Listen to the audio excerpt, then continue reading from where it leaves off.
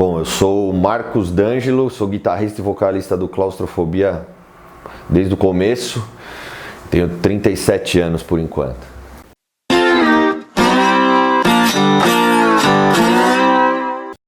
Cara, eu comecei... Meu pai tinha um violão na minha casa, né? Sempre teve violão, meu pai gosta de tocar violão. Rolava até samba na minha casa quando fazia um churrasco lá. E tinha um violão e eu ficava vendo eles tocando e tal, até de madrugada. Aí eu queria brincar com o violão sempre. Aí quando eu tinha uns 9, 10 anos, realmente eu jogava bola, essas coisas, né? Queria ser jogador de futebol. E aí eu realmente pedi o que eu queria aprender, né? Aí eu comecei a fazer aula de violão, cara. Comecei a fazer aula de violão com um professor bem tradicional, assim. E começou tocando sertanejo, Raul Seixas, assim, né? E na minha cabeça, o cara só por ele dar aula, ele ia saber tocar um heavy metal, né? Mas não era. Na minha cabeça, o cara sabia tocar tudo, né? Eu, quando que vai chegar essa hora, né? De aprender o negócio mais pesado e tal. Até que um dia foi um guitarrista na minha casa, num churrasco lá. Inclusive era guitarrista da Roberta Miranda, o Eccles. E ele viu eu tocando e ele falou, pô, esse moleque aí é metaleiro, meu, tem que levar ele no Marquinho Alas lá, que era um professor lá de Leme, né? Que onde eu morava, onde eu nasci, tá, onde a banda começou. Aí eu cheguei lá na casa do cara, já tinha um monte de pôster de metal na parede, uma guitarra, um amplificador, o cara já ligou a distorção, assim, eu me lembro até hoje, assim, do sentimento que eu tive na hora que eu ouvi aquilo, assim, cara. Aí, putz, começou ali, dali pra frente, foi só isso a minha vida, e até hoje eu tenho esse mesmo sentimento ali da primeira vez que eu vi, né. Então basicamente é isso, a aula de violão ali foi bom pra mim, pra dar uma musicalidade também, trocar as posições, assim, não começar já logo querendo fazer uns negócios pesados. Então, basicamente foi assim que eu comecei a tocar. Aí já montei banda sem saber tocar direito também, e foi fazendo música de qualquer jeito, e aí foi desenrolando. Então, aí foi nessa daí, né, eu já tocava em casa, fazia umas músicas nada a ver lá, e aí eu acabei conhecendo, o Daniel já era meu amigo, estudava comigo, né, o baixista, o ex-baixista. E aí, ele se afastou, não lembro nem foi os motivos, coisa de moleque assim, eu acabei, tinha um monte de headbanger, punk lá em Leme, né, tinha uma cena bem legal de metal, de punk, tinha uns careca também, então tinha um irmão de um headbanger lá, o Tueio, ele tinha uma batera, aí a gente começou a juntar e o baixista, o Ricardinho, que foi o primeiro baixista, a gente... vamos montar a banda. Aí montamos e não tinha nome, tinha um monte de nome, já teve Extermination, teve um monte de nome assim, né? Aí a gente resolveu, do nada lá, tinha passado um filme lá, o Aracnofobia lá, e ele falou, claustrofobia, e ficou, cara. Aí virou claustrofobia e a gente começou a ensaiar, fez uns shows e tal. O primeiro show mesmo eu tinha uns 13 anos, assim, foi em Pirassununga, eu me lembro bem. E começamos a gravar umas coisas em casa, assim, aí gravamos, aí mudou a formação e tal, aí gravamos 2 demotapes, e aí já fomos pro... Não, teve uma coletânea também, em 1994, que chamava Falando de Rock, um monte de banda, e aí foi assim, cara, bem no quintal, assim mesmo, cara. Cara, acho que é foda, né, toda vez que você lança um disco, você acha que ele é o mais legal, né, mas depois que passa um tempo, você começa a analisar onde você se dá melhor ali, né. A galera gosta, os fãs assim gostam muito do Thrasher e do Pest, né? E pra mim acho que também é onde mais tem uma identidade do Claustrofobia, assim. Mas assim, os primeiros foi bem legal, porque era um sonho, né? Então foi uma coisa que marcou muito, assim, nossa, vamos conseguir lançar um CD, ainda mais na época que era muito difícil, né? Não é que nem hoje que você pode, é fácil você gravar e lançar umas cópias, né? Lançar um CD era uma coisa, tipo, mais difícil, assim, foi em 2000, né? E aí a gente lançou a Destroyer, inclusive, que deu a oportunidade, então foi legal pra caramba. É o mais marcante nesse sentido. Cada um tem uma coisa especial, né? Mas o Pest eu acho que é um disco que representa bem a banda. Mas o Download Hatred também foi um sonho gravar, que veio o Russ Russell, o gringo, produzir, né? Que já gostava da banda mó cara, então... Difícil dizer assim, né? Mas acho que o Pest ali, o Thrasher é o que representa bem a identidade da banda, né? A raiz ali da banda. Então, a gente começou fazendo português porque não falava inglês, né? E não fala direito até hoje. E aí fazia umas músicas em português, né, em casa, e aí um dia a gente fez uma em inglês, como o metal era muito em inglês, a gente começou a escrever em inglês e traduzia, e ajuda daqui e dali, fomos lançando em inglês, mas sempre tinha umas músicas em português, né, no primeiro tinha acho que tinha 3 músicas, no segundo Trash tinha uma em português, todo disco sempre tinha uma em português.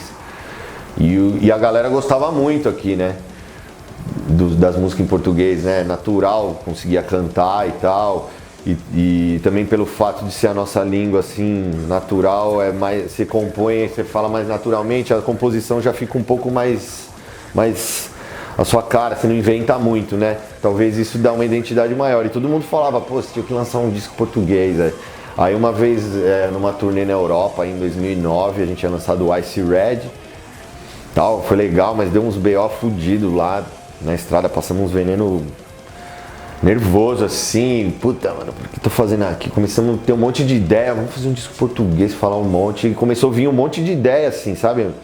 Era meio difícil, nem sempre vinha muitas ideias assim, fazia uma música, 2.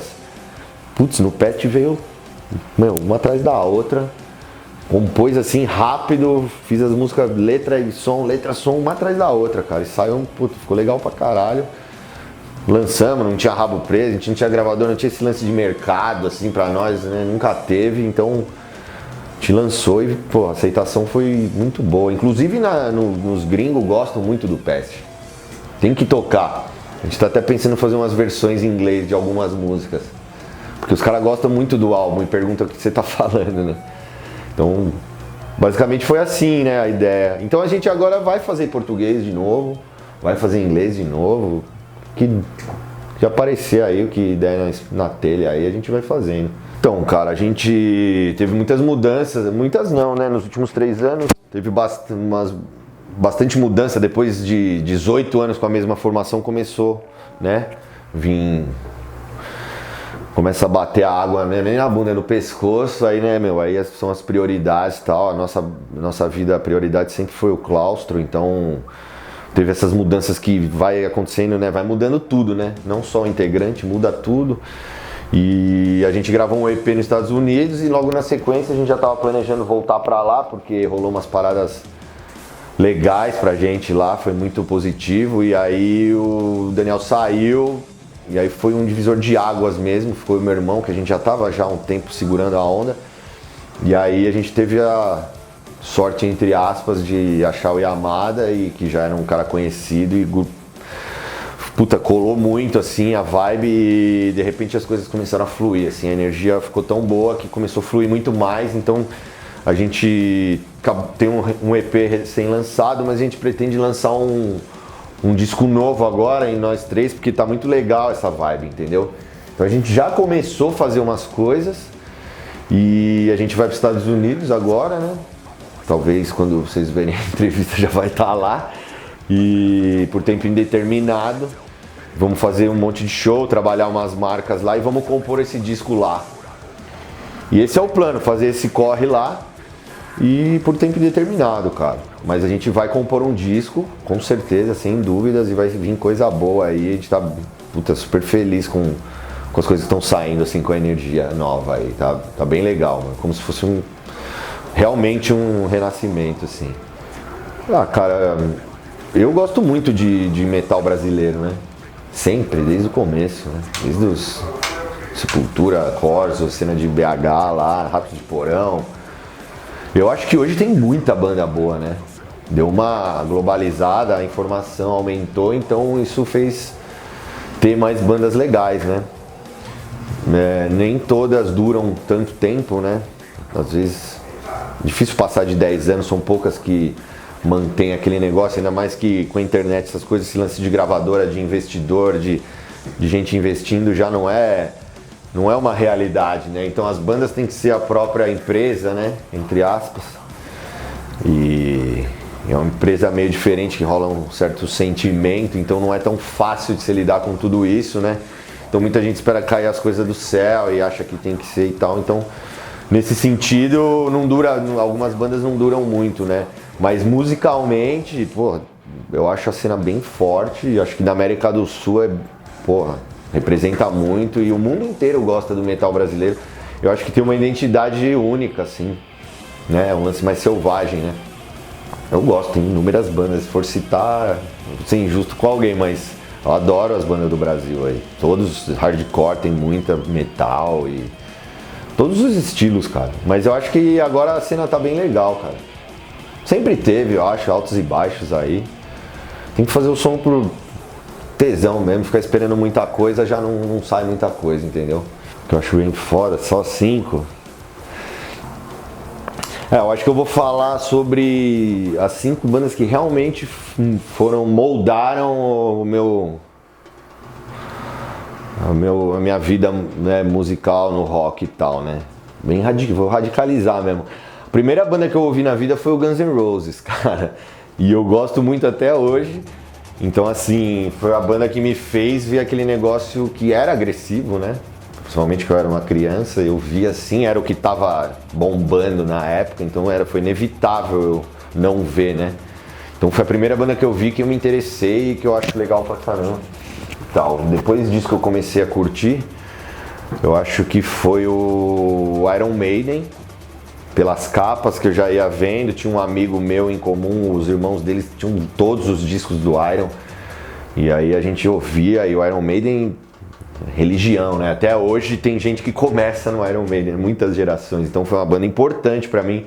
Não ouço tanto hoje, mas os antigos eu gosto de ouvir, né? Até o Fear of the Dark, mas foi uma banda que foi importante na minha formação musical, né? Depois disso foi o Sepultura, né? Sepultura foi o que acabou mesmo com a minha vida, porque era brasileiro e você via aquilo e você se sentia perto dos caras e era muito bom, né? O Arise foi o primeiro disco que eu ouvi, depois o Beneath the Remains, depois lançou o Chaos AD, então mudou a minha vida completamente quando eu ouvi o Sepultura, influenciou demais, né? Então foi o que moldou mesmo ali meu estilo. E aí depois foi o Slayer, que eu vi um clipe uma vez e eu achava que não existia mais algo mais violento ainda, e quando eu vi o Slayer aí eu falei, nossa, é isso, cara, tal. E depois foi o Ratos de Porão, cara. O Ratos de Porão foi uma banda que também fez a gente ficar um pouco mais brasileirado mesmo, assim, né? Mais aquele escrachado do Brasil mesmo, um negócio bem daqui mesmo, as letras em português, esculacho mesmo, o som mais punk, porque no comecinho a gente ouvia bastante punk também, lá em Leme, que tinha galera. Então acho que é isso aí, cara. Foi 5 já? Então é isso aí, mano.